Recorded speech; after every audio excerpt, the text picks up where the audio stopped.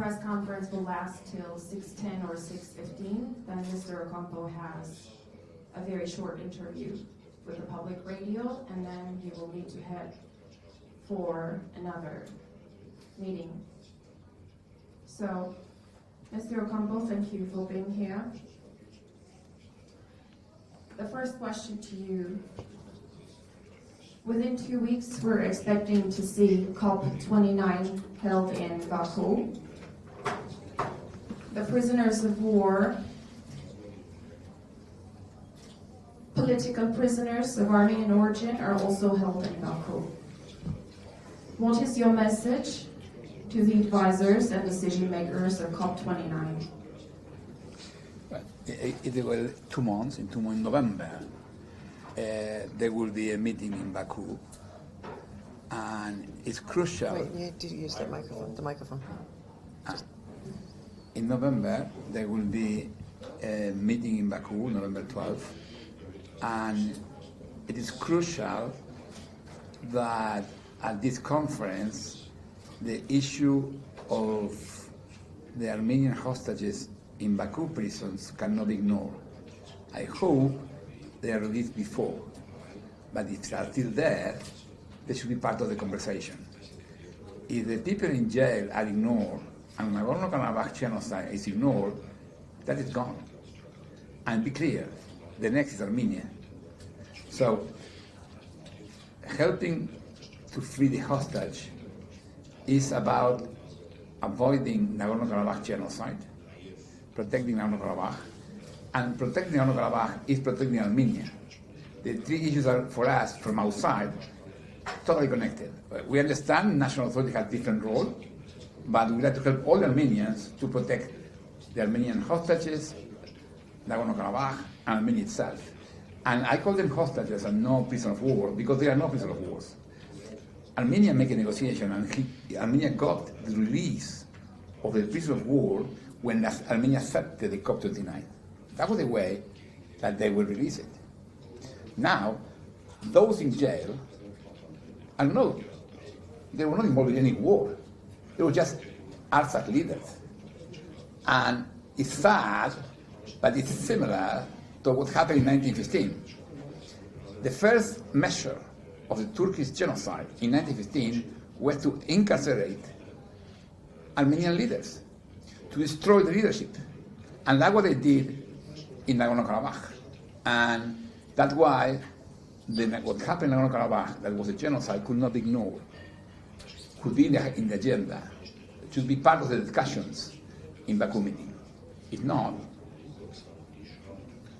Nagorno-Karabakh will disappear. Thank you. Judge ابگاریان, the same question I would like to address to you. We have hostages in Baku prisons. COP29 will soon be held there. What is your message to the advisors and decision makers of COP29? There's hostages in the dungeons of Azerbaijan. Prison is too good a term. The Center for Truth and Justice has been collecting evidence, testimonial evidence, that we have direct evidence that shows the type of torture that Armenians who have been in custody in Azerbaijan in the dungeons have suffered. So I can imagine what is happening to those who are still in the dungeons. It's not a message. Center for Truth and Justice has brought people to the table like Luis Morenò Okampo, as well as many others. As you know, we've had a big conference. The whole purpose is to bring the names of non-Armenians to the table that are going to be on the right side of history. And we have been writing to, the leadership of COP29 in Azerbaijan, demanding the release of the hostages, because you also have to knock on their doors. They must know what our demands are.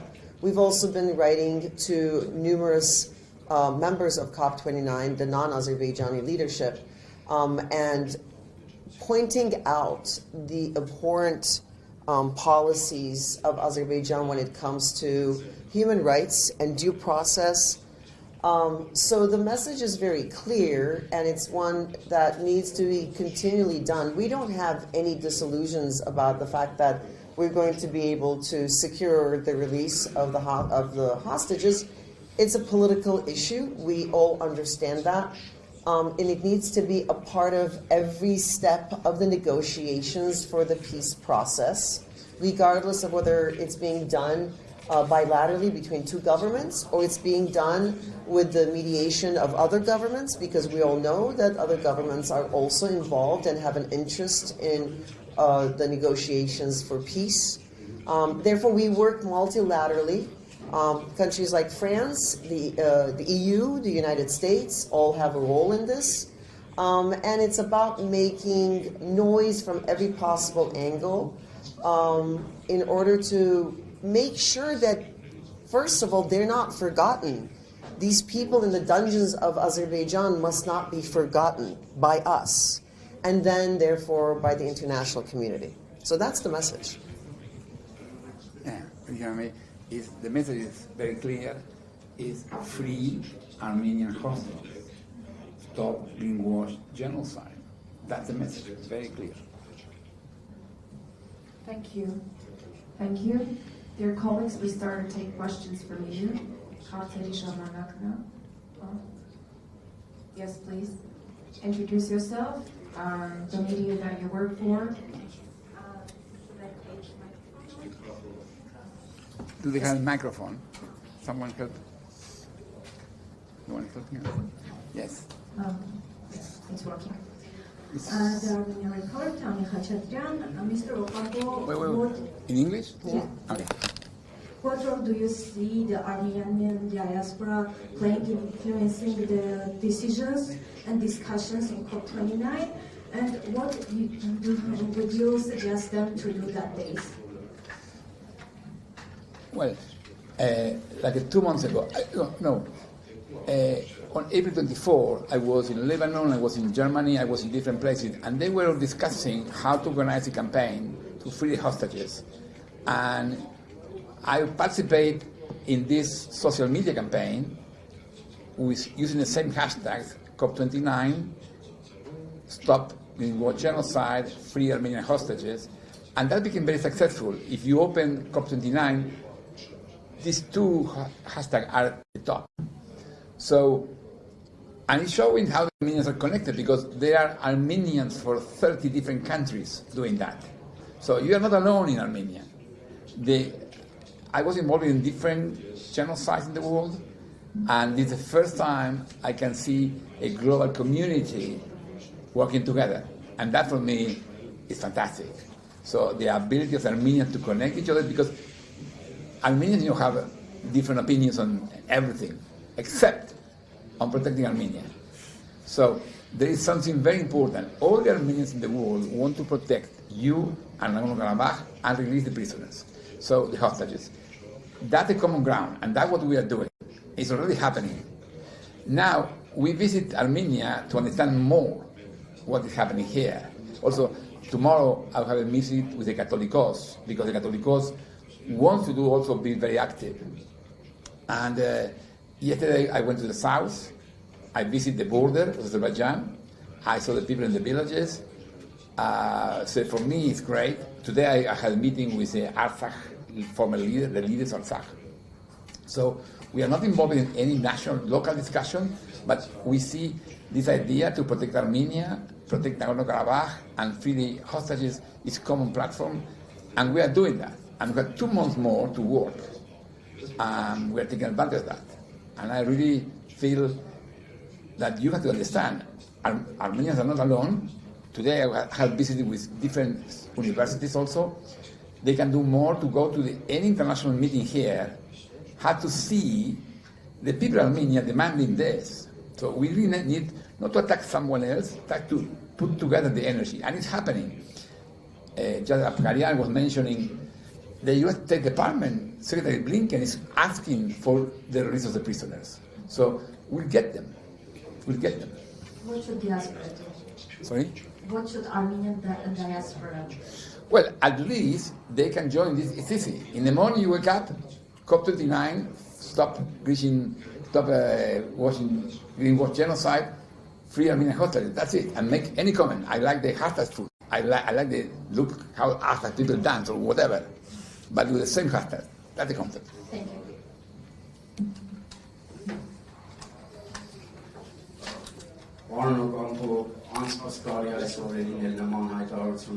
Wait. Wait. It's in Armenian. Yeah.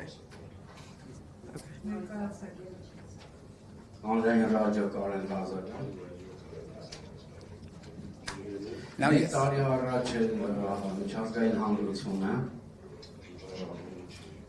Հայտարարություններ, այսպես անգամ հրոշում եղավ Մակի դատարանի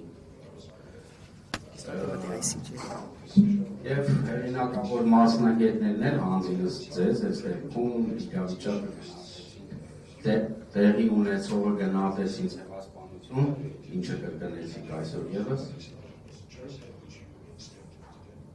բայց այս հայտարարությունները գնահատականները չփոխեցին, Արցախը հայաթափվեց։ Հարցս հետևյալն է, արդյոք սա չի նշանակում, որ միջազգային իրավունքը պարտվեց ուժի իրավունքին եւ մեծ քաղաքականությանը։ Եթե դա այդպես է, ապա ո՞րն է այս դեպքում միջազգային կառույցների եւ միջազգային իրավունքի դերը։ Սա մեկ Make. Did you get that? Did you understand? Yeah, the question? I understand the question. Okay. It's a good translation. Do you want to answer this one? Because he's got another question for you. We have two questions. Okay. Interesting. In my meeting with one of the ARSAC leaders, he said international law is fake. As you say me, international law is not protecting us. And my answer is, it is frustrating, but it's not zero. International law is not 100, but it's not zero. Depends how we manage. And today, in a conversation I had, they gave me a best example that the army, the might, is not enough. Armenia won the war in 1993. And now but did not implement the legal solutions requested, did not define the occupied territory, did not redefine the situation in Nagorno-Karabakh, and then we're in a bad situation today. So we're paying the consequences. That's why similar happens. Law is still important. Azerbaijan has to understand, to respect the law, because if not, they will have consequences too. And before the International Court of Justice, the Azerbaijan representative recognized and gave details of the law, of the rights of the Nagorno-Karabakh people. So we need to implement that. We did nothing on that. Today I offer to the Artsakh authorities my help. We can discuss how to plan the return, how was Azerbaijan recognized as the rights of Nagorno-Karabakh people should be implemented. So, but you need a plan. We need a plan from your people. We need a plan for the Artsakh people. So that's why law is there, and it's very good that it's in favor. We need that to use the law to protect our rights. Look, I always remember one of the prosecutors at Nuremberg. He was 103 years old. He saw everything. And he always, when you request what I should do, he gave us 3 advices. Never give up, never give up, never give up. And Armenians know about resilience. When I visited this country, I saw massacres here, people killed here, everywhere. And you keep resisting. And no, it's not the time to give up. And you are not alone. And the fact you have the law in favor is better. It's not enough, but it's better. Do you have Yegor talks to me? You have an answer to call. No, it's all right. Wait, I need that. Go ahead. Okay. Հասկանալի է ձեր կոչը հայերը չհանձնվեն, բայց այստեղ կարծես թե միջազգային Yes. իրավունքի դերի մասին ավելի հստակեցում չեղավ։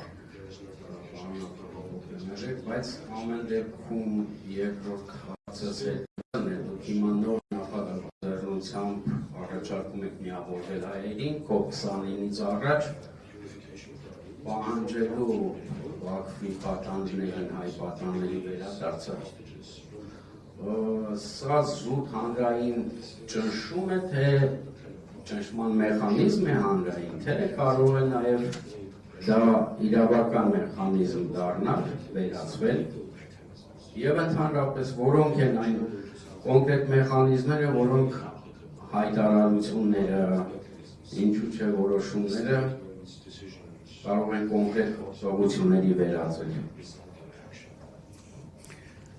Well, as Judge Kapalian said, there is no independent judges in Azerbaijan. So there is no a process to follow requesting, look, these people did nothing wrong, let's release them. So there is no court to do that. There is no national court, there is no international court. So what we do, what we are planning to do is this idea to have Armenian people, not the government, Armenian people asking the Armenians around the world to request to their own country, demanding to Azerbaijan to release their hostages. So you have friends, Armenian friends in the US. They have representation. They have a Congress, and it's talking. One senator the other day said, advised Aliyev to release the hostages. So it's happening today. So what we are doing is providing more representation to Armenians, not just to Armenians in Australia, asking Australia to act, Armenians in Brazil, asking Brazil to act. That's what we are doing. And that's the uniqueness of the Armenian diaspora. You have a global Armenian community, so you have people in US, in Canada, in Brazil, in France, that could help you to be represented. That's what we are doing, legally. So we are expanding the states that represent you. That's what we are doing. Because, and it's a, as you say, it's a political process. It's not, there's no judicial process to that.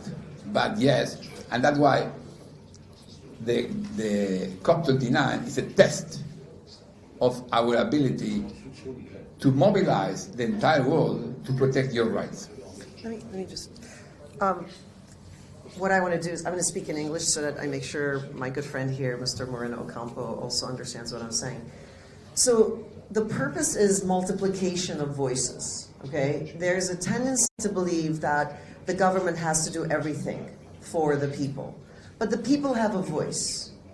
And the people can supplement and complement the goals. We all have the same goals. I promise you, I don't know the Armenian government closely, but the government wants its people freed as well. We all have the same goal. We want the security of Armenia. We want the security of the Artsakh people. We want the hostages freed. But what we're trying to do is multiply voices. And that's what Mr. Moreno Ocampo is talking about. And I'm going to give you an example. One of the purposes of the Center for Truth and Justice, we say it over and over again, is to amplify the voices of the victims. So today, for the first time, this weekend, actually, 4 victims of atrocities committed by Azerbaijan, 3 from Artsakh, 1 from Armenia, are headed to Washington, D.C. This is a historic moment. For the first time, they're going to have an opportunity, victims, not representatives, not governments, not advocates, but victims themselves, to go meet with members of Congress and participate in the Lantos hearings, which is going to be on the 19th of September, exactly a year from the date when Azerbaijan started bombing Artsakh. These are symbolic dates. These are important memorials. We have to work on them, but we have to do it smartly, and we have to get these people's voices heard where politics takes place, where legislation can change to our benefit. So I just want to explain that there's amplification that can be done not just through Armenians, through diasporans, but then the diasporans through their relevant governments. Yes. Okay. Ask it to it. Eh? Let her.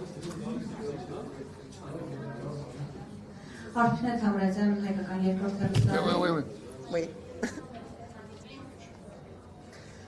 Հայաստանն ու Ադրբեջանը պատրաստվում են խաղաղության համաձայնագիր ստորագրել, ամեն դեպքում որոշ բույթներ արդեն հստակեցված են։ Պատանդների արկայությունը եւ այս խաղաղության համաձայնագիրը որքանով է նպաստում մեջ, երբ որ կա պատանդների արկայություն, որքանով կայուն կլինի այդ խաղաղությունը եւ Հայաստանի իշխանությունների ոչ բայրացական մորալաթերքը Արցախի գործող եւ պատանդարված ղեկավարների հանդեպ որքանով է դժվարացնում միջազգային ատյաններում այս հարցի լուծմանը։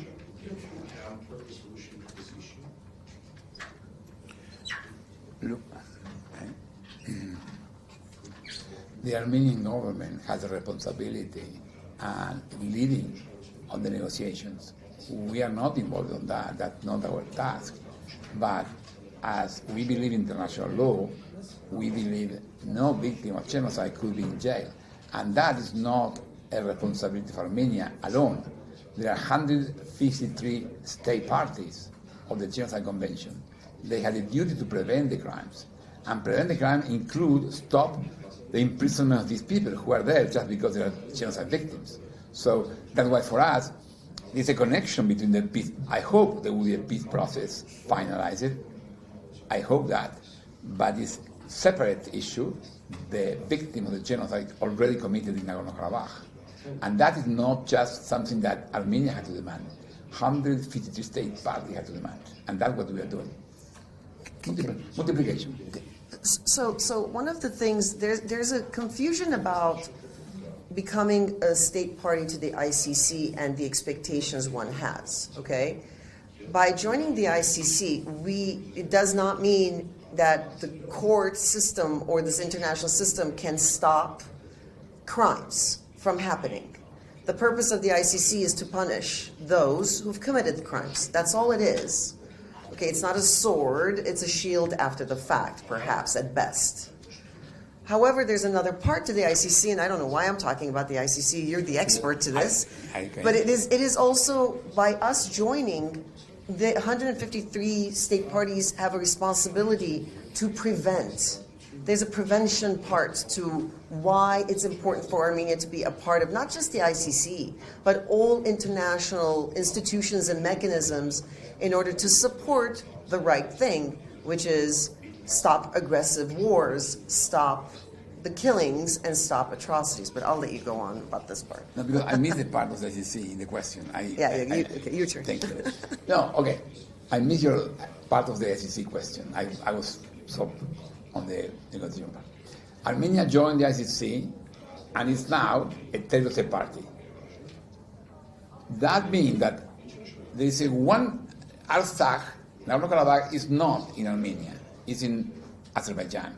Therefore, that is something that the Artsakh people have to build, how to connect. And there are ways to do it, because there is a precedent in Myanmar. Rohingya escaped from Myanmar and went to Bangladesh, which is a party.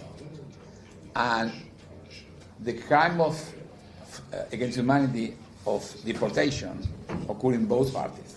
Therefore, ICC has jurisdiction. And similar could happen with Nagorno-Karabakh. But something more important happened. Judge Kasia Abgariani, on April 18, went to The Hague, and in representation of the Center for Truth and Justice, she presented a beautiful case showing not the crimes in Nagorno-Karabakh. She showed how an ongoing genocide is happening today in Armenia.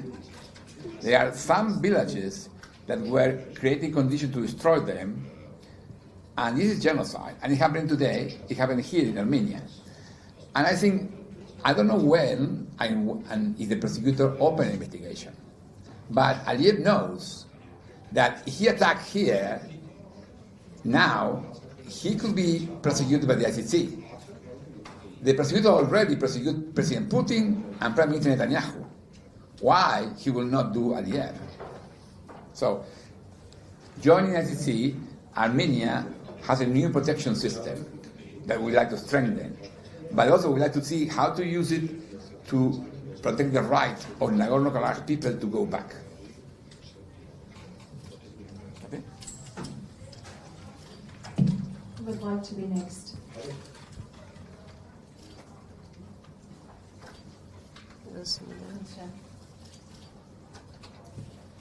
It's going to be. Introduce yourself, please. Armenian? I don't know. And the media. Իրավաբաններ լրատվական Մարիամ Շահնազարյան Հայաստանը փետրվարին պաշտոնապես միացավ միջազգային քրեական դատարանին փետրվարի 1-ի ուժի մեջ է պատմում հռոմի կանոնադրությունը պաշտոնական Երևանը պնդում է որ հռոմի կանոնադրությանը միանալով ցանկանում է Ադրբեջանի պատասխանատվության ենթարկել ռազմական հանցագործությունների համար Երևանը խոսում է նաև Արցախահայերի տեղանության համար Ադրբեջանի դեմ միջազգային քրեական դատարան հայց ներկայացնելու հնարավորության մասին Կարող եք ասել նշված հույսերը ինչքանով կարող են արդանանալ իր դեր կունենա Հայաստանի համար միջազգային քրեական դատարանին միանալը Just answer that.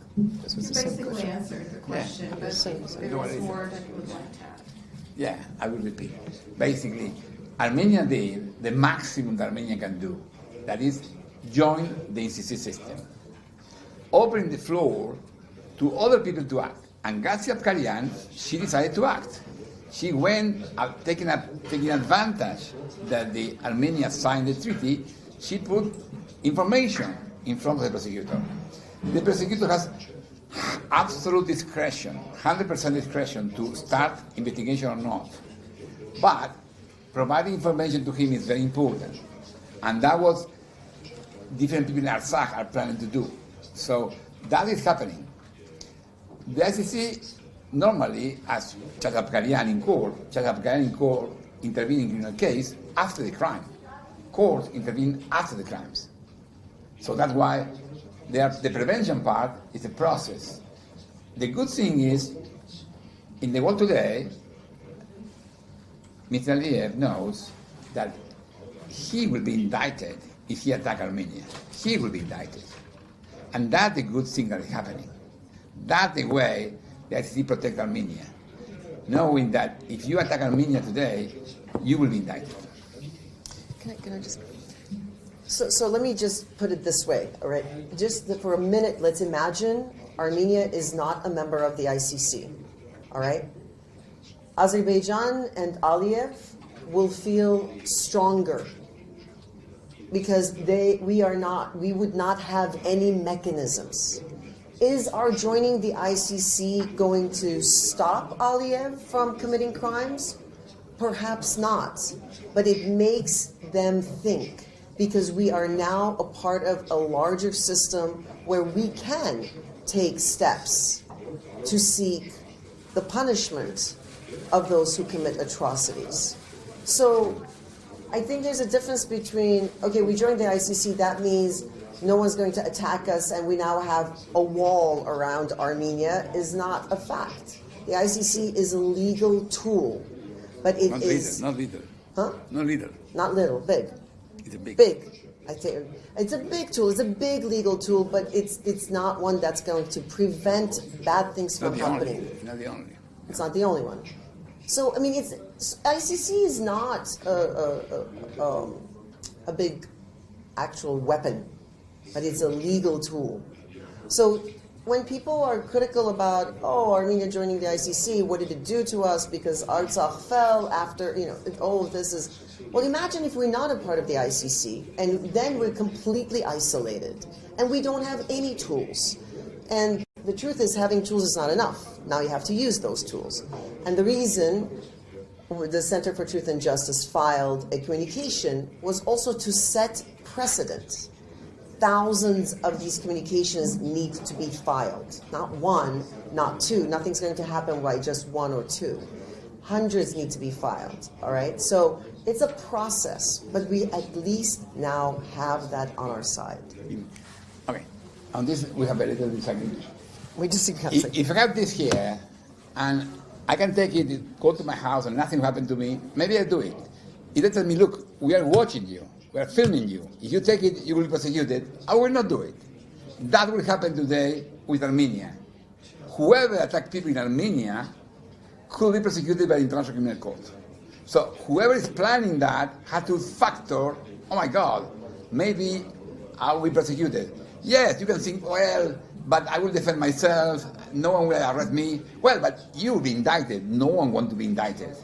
So that's why the move that Armenia did to join the SCC is important. It's important. It's not the only guarantee, no, but it's very important.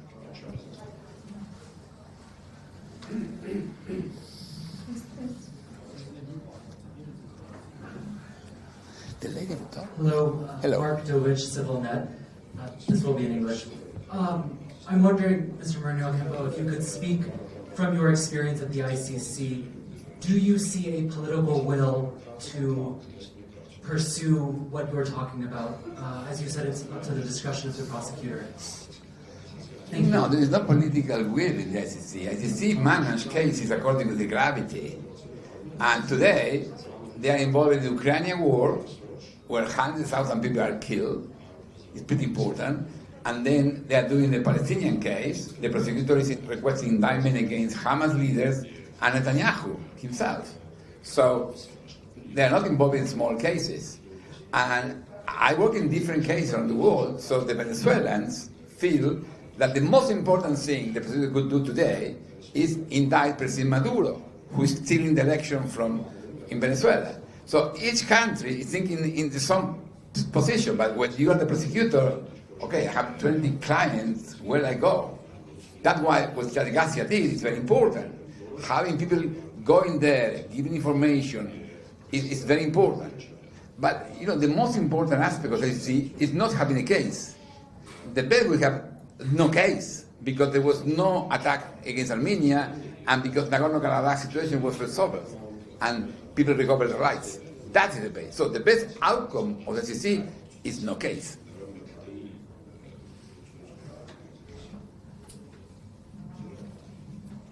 Do we have more questions?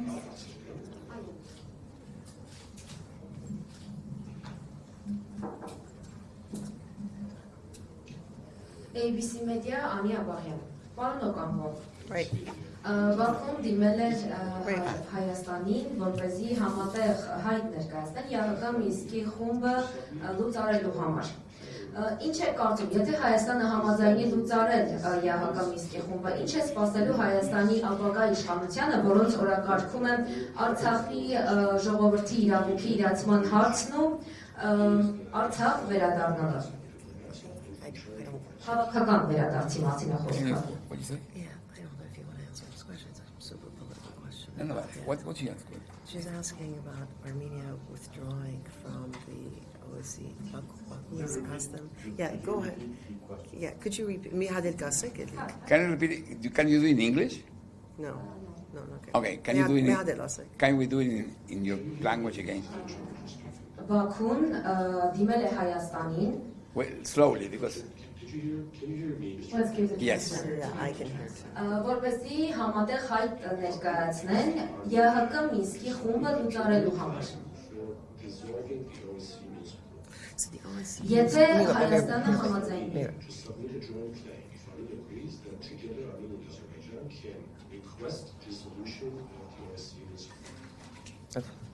Yes.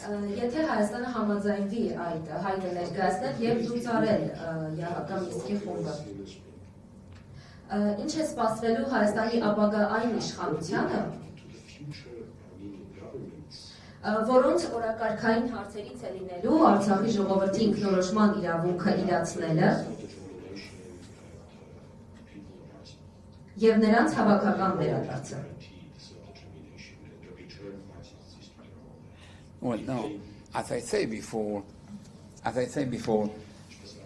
am not involved in any national discussions. I will not make any opinion on what the government is deciding. So I have nothing to. I cannot give you an opinion because I have no idea about the issue, and I'm not involved in any Armenian decision. So my only goal here is to be sure that there is no genocide against Armenians. And so in general, in the world, but in particular in this case, against Armenians. That's my only goal. I cannot be involved in discussions on topics that the government is deciding. Don't be bored. No. I just want to explain one thing, that the work that we do is not meant to be critical or not critical of what is happening domestically, okay? Because protection of human rights, defending atrocities, bringing cases in legal institutions is an international issue. So under no circumstances, the Center for Truth and Justice has never been involved, will never be involved, and does not promote diaspora and organizations being involved in the internal discussions of policy and politics. That's for you all to do and the government to do. So there's a huge separation between what we're trying to do and the rest. And one comment more. I was very deeply involved in Syria cases and in Venezuela cases. And in both situations, what I saw is the divisions between the victims, the division between the different opposition people. And divisions increase the power of the perpetrator. So that's why I will not be involved in any internal discussion, because I like all of you as much as possible focusing the only goal to protect Armenia.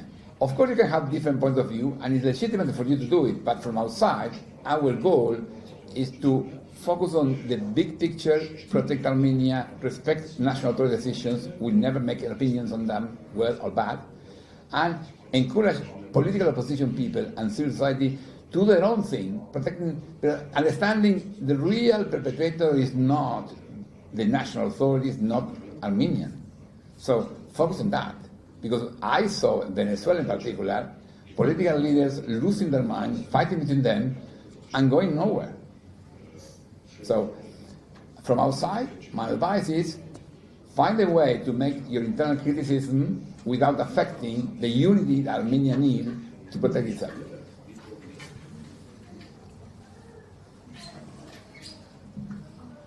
Okay? So, would you please pass the microphone? We had to have a final word for us. Give us at the end. Mary Mankian, 24 News. When they finish, when you finish, give us last chance. In Armenian? Yeah. Go ahead. Mary Mankian, 24 News. Մեկ տարի առաջ ստորագրվեց Արցախի Հանրապետության լիզարման մասին հրամանագիրը, ակնհայտ է, որ այն տեղի ունեցել առնվազն ուժի սպառնալիքի ներքո, ինձ հետաքրքիր է արդյոք հնարավոր է այդ ստորագրությունը եւ ընդհանրապես փաստաթուղթը առ-ոչինչ համարել, կարևորելով նաեւ այն հանգամանքը, որ Հայաստանի Հանրապետության կառավարությունը ճանաչել է Արցախի ներողություն Ադրբեջանի տարածքային ամբողջականությունը, ներառյալ Արցախի Հանրապետությունը։ You want to know what exactly? So a year ago, the president of Artsakh signed the dissolution of Artsakh, but it was done under threat of force. Right? So she's saying, does that have any legitimacy? And despite that, the Armenian government has now recognized that Artsakh is a part of Azerbaijan territorially. Well, that's why the genocide is so important. Because genocide is a crime committed against a group of people, an ethnic group. And it's irrelevant if they were independent republic, they were oblast, or they were just a community. In Darfur, the tribes attacked were not independent institutions. They were just people living in Sudan. So the genocide happened when someone attacked an ethnic group with intent to destroy it. And destroy it means including removing. Genocide does not require killing. Genocide, there are two forms of genocide clearly committed in Nagorno-Karabakh. And maybe that's important because in Armenia, people think the only way to commit genocide is the 1915 genocide. Yes, 1915 genocide was horrific. And similar to the Holocaust, where millions of people were killed. But there are other forms of genocide that require, in fact, no killing. Genocide at the 2C is inflict condition to destroy the group. And that requires zero victims. Just creating the conditions is enough. And the blockade of the Lashin corridor produced exactly this type of genocide. Then, the fact that all the Armenians left Nagorno-Karabakh is exactly showing the serious mental harm requested by Article 2B of the Genocide Convention. It's obvious, there were not so many killings, but there were massive, everyone fears and need to escape. That Genocide 2B. And that happened regarding it's Artsakh or not Artsakh, it's irrelevant. That's why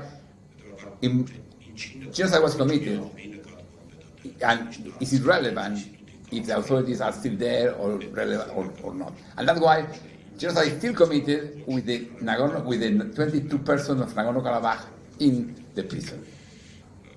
It's okay? And it's very important for Armenians to understand, you were fighting, because it's about the memory. You fight your wars twice, first in the battlefield, then in the memory.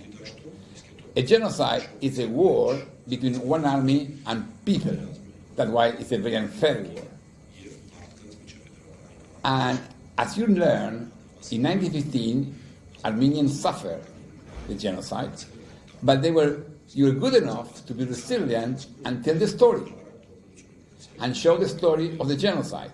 And in fact, here you have Ina, who is the director of a beautiful movie that you see, you have to watch. I don't understand how Armenia is not showing this movie all the day, because it's a beautiful movie showing exactly what happened. It's a movie based on a very, I don't know if you know the case of Aurora. She was a victim of genocide. She was able to escape to the US, and there was a movie about her. She became the actress of herself. Incredible story. And it's a movie about that story, showing both, showing what's happening, the suffering of the Armenian people, her family, and herself, but how they were able to explain what happened to the movie.